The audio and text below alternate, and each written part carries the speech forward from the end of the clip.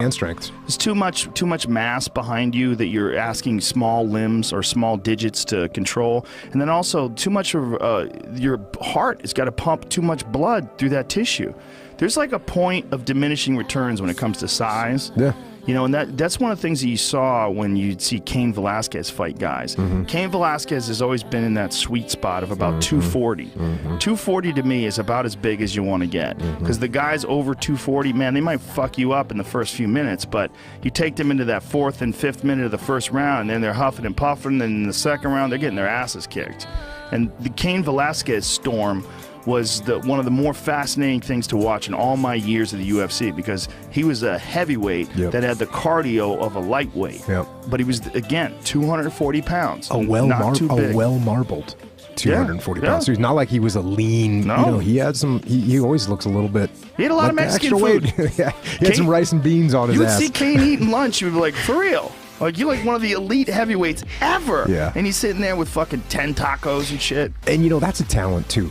Having that kind of sustained energy is a talent, just like some guys are super flexible and some guys are super strong and explosive. And some guys just have that, they have that range. And what is it? It's medium twitch muscles, right? It's medium twitch. Slow twitch, yeah. Well, no, there's slow twitch, which is I'm a marathoner. Right. And then there's fast twitch, which is I'm an Olympic weightlifter. But in recent years, they've said there's actually something in the middle. Medium twitch, which is I'm strong, but I can go for a long time. That's interesting. I didn't know about that. But it makes sense. And that's what a guy like Cain is, because Cain, like you said, I mean, for him to be able to get in there and go 5 rounds pushing around another guy that weighs 260 pounds, yeah, that's beast mode right there. There's a lot going on with Cain. I think one thing is going on is genetics. He has incredible genetics, and they like Bob Cook would tell me that Cain would be out for months, like he had an injury and come back and just outwork everybody. Like he'd just have insane cardio. So maybe it's also that his base was so rock solid that his out of shape for 3 months is everybody else's, you know, peak condition. Yeah. And it's one of the reasons why he was able to overwhelm so many people. But also, like, when you see Cain execute things, he's never straining.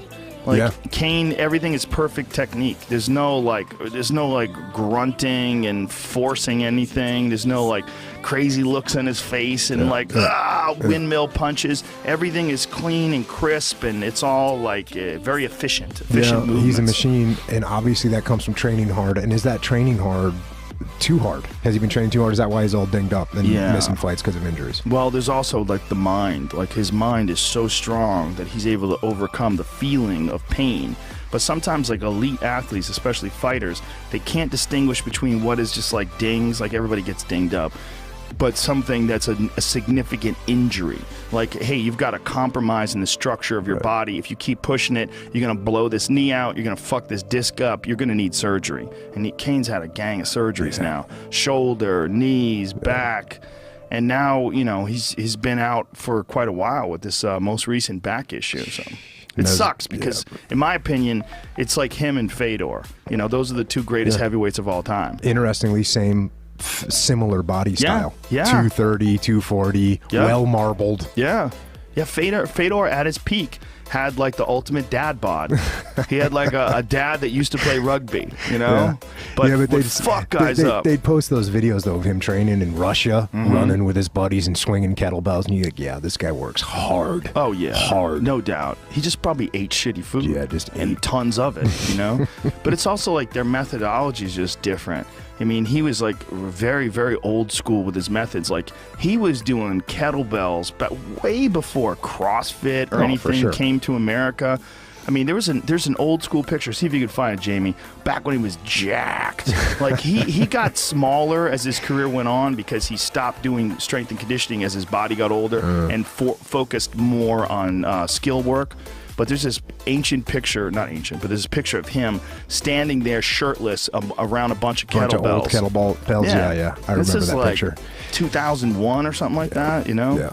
Yeah. And the thing that I think that he really had was he had a good, his skill, in my mind, was that he was a really good grappler, he's a really good striker, but the way he mixed them together, you would see him just like hit somebody in the face and then judo throw him and then arm lock him or choke him, and it was all just so smooth. I don't think anyone knew what to defend, because if they defended one thing, if they defended a grappling move, they were getting punched in the face. If they defended a punch, they were getting taken down. Yeah, he was something special, man, and he was something special for quite a long time too. I don't think anybody can keep going longer than there's like a time that you can compete at the highest level. Some folks think it's about 8-9 years. That and after 8-9 years, the highest level, nobody's body holds up. Yeah, it just all falls apart. And as much as I'm talking good about Fedor and his style and everything, let's face it. What was the best about Fedor was his attitude. When he would just come in there with no emotions, raise his hand, dead face. They'd introduce him, he'd just raise his hand, he'd destroy someone, and he would have the same expression on his face like before he fought. He just had total absence of emotion. That was, to me, that's what I always thought. Yes, Fedor. That's why Fedor's right up there at the top of my list. Yeah, there's the picture. Exactly. Just jacked, standing around a bunch of fucking iron cannonballs with handles on them. And those aren't some little kettlebells either. Yeah, I bet that picture alone must have sold millions of dollars in kettlebells. People saw that picture and they're like, I gotta get some, man. But he also was very smart, and that's his brother, actually. Yeah. He was very smart with his training, where, he spent some time in Holland. Yeah, those are great. Him and his brother, way back in the day. Get a picture of his brother now. Get a picture of Alexander now. He just got out of jail. Yeah. I wonder if he's going to fight again. His brother was a bad motherfucker, too, man. He was. He's an animal. He's got the... There's something about Russians, man. For sure. They're a different kind of white people. They're totally different. They're so much different. Well, it's the hard upbringing. Oh, yeah, man.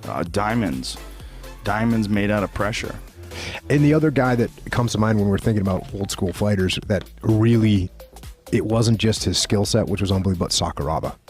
Because the way Sakuraba, his craziness. Oh, yeah. And just to go in there and just have that incredibly playful attitude. Also, chain smoked and drank through his entire camp. Chain smoked and drank. Yeah. I went out with him in Japan after one of his fights one time. Really? Yeah. What'd he do? He was just getting after it.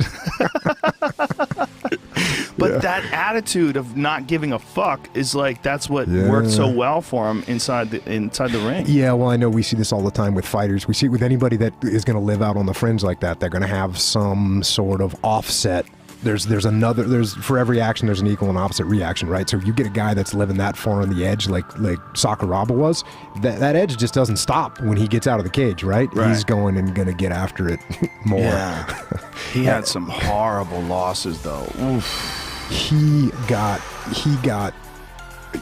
used and exploited worse than anyone else, right? I mean, worse than any other fighter. No one has been exploited and put into those horrible fights where he just wasn't out. I mean, he was just outmatched. He was old. He wasn't trained right, and they would just put him in there and just let him get destroyed. Well, his knees were mangled, so he would wrap his knees up like a mummy. Yeah. They were horrible, and you knew that was a real injury. He couldn't move so good. His knees were all wrapped up and fucked up, and then they put him in there with Vanderlei. And Vanderlei knocked him out, 3 times? Brutal KOs? I think at least twice. I'm trying to think if it's 2 or 3 times. But, and then Melvin Manhoef. Ooh. And he was soccer kicking him, because you could soccer kick and pride and stomp. Yeah, he had some really tough fights. He's apparently doing a grappling super fight now. I think he's grappling. He grappled Henzo. Yeah, in Metamoris. That's right. Yeah. That's right. Yeah. I was thinking of, I was actually thinking of Shinya Aoki is going to grapple with Gary Tonin. Oh, that'll be good. Yeah, they're going to have a straight up grappling. Yeah, Gary's going to fuck him up most likely. But Aoki's good, man. Especially now, Aoki. For sure. But it's a big difference between guys who are good in MMA and guys who are good at straight up grappling. Yeah. And the training vids of Gary, he's just training. All he does. He's completely obsessed with jiu-jitsu. I love it. Yeah. And he's doing rope climbs, and that's all he does.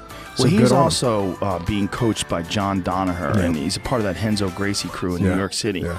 And that Danaher Death Squad, man, you want to talk about a real, like, wizard of jiu-jitsu. Danaher his Instagram posts are some of the very best Instagram posts on the internet. I got to follow him then. Oh, you got to, man. His breakdowns of certain techniques and matches and what went well, what went wrong, and what's required of athletes and how to excel, and the difference between an athlete in competition versus a difference in training. That's one of his most recent things, about putting yourself in bad positions and working on your weaknesses as opposed to just continuing to push your strengths. Yeah, well, that's a big one. The fighters that are good in training, but they're not good in the cage, and there's other fighters that are they kind of get beat up in training, but then when they get in the cage, they rise to the occasion. Yeah. And I got to see that a bunch with a bunch of different fighters over the years that I trained with, and you'd say, this guy's going to do okay, but then they'd get in the cage, and boom, they would just turn it on. They elevate themselves. And then some guys that are crushing everyone during training, they get in the cage, UFC fight night or whatever, and they just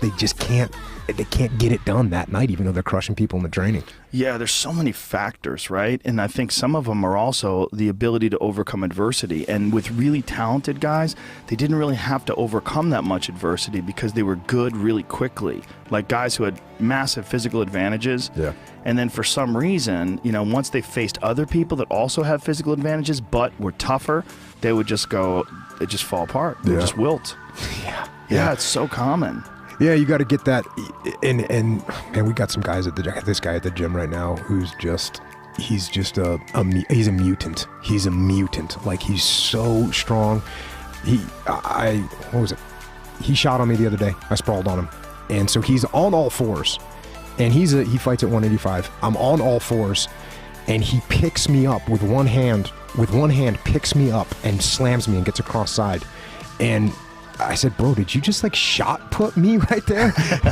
and he's 185. What's he walk around at? He walks around at 200, 205. Typical. And he picked you up with one hand? One hand, but not with his back, but with his arm. You're going to see him, Taylor Johnson. Watch out for him. What is his background? He wrestled. But this is the thing. We know this, right? There's wrestlers that are great wrestlers, and they're okay at jiu-jitsu, but they can't quite make that transition. And their striking's okay, but they can't quite make that transition for whatever reason, whatever gift he's got. So the other day we were training, and he's been training. This was a few months ago. He's been training